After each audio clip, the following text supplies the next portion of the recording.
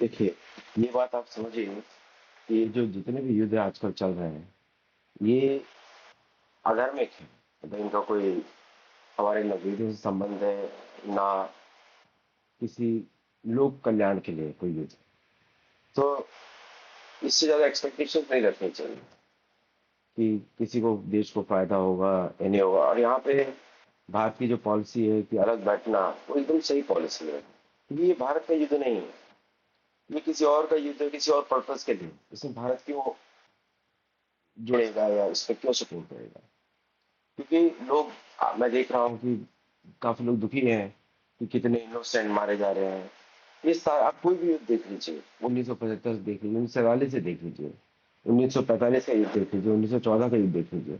वहां पे कौन सा युद्ध हो रहा है लोक कल्याण के लिए? इसमें युद्ध नहीं बोला जाता। ये तो एक मतलब एक कायरतापूर्ण सारे ऑपरेशन हैं, जो जिससे दे जो जिनका कोई संबंध ही नहीं युद्ध से, वो लड़ वो उनकी उनकी मृत्यु हो रही है।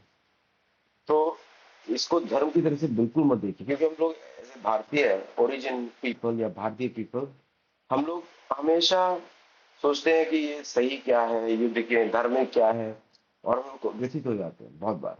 लेकिन ये युद्ध ऐसा है ही नहीं। ये युद्ध किसी और कंट्रोल करके पर्पस के लिए है, ताकि कहीं से यूएस डॉलर बच जाए या कुछ और बच जाए।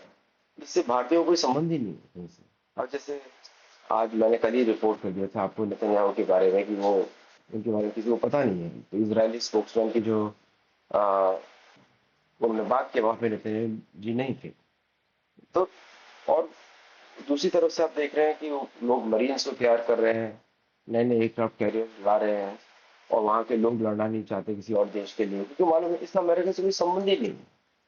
अमेरिका की जो कॉलोनियल गवर्नमेंट है, उससे कोई संबंध ही नहीं है किसी का।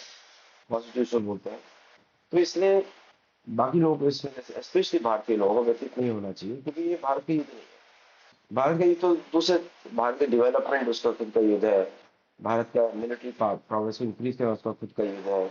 और भारत को ये लेसन्स मिल रहे हैं कि कुछ लोग जो है, कुछ देश जो भी इस समय अटैकर्स हैं, वो भारत के विरुद्ध भी ऐसा ऑपरेशन कर सकते हैं या करते रहे हैं 1945 से। तो अगर आप, इससे मैं शुरू से रिपोर्ट किया है इसको ईरान के बारे में, तो ये एक सेल्फ करेक्टिंग सिचुएशन है। और इसमें किसी भी हालत में, अगर हॉर्मोज के ऊपर पूरा युद्ध टिका हुआ है, अगर हॉर्मोज खुल जाता है तो ईरान जीत जाता है, बंद रहता है, बंद रहता है तो ईरान जीत जाता है, खुल जाता है तो अमेरिका जीत जाता है। यही है बस, और कुछ है ही नहीं।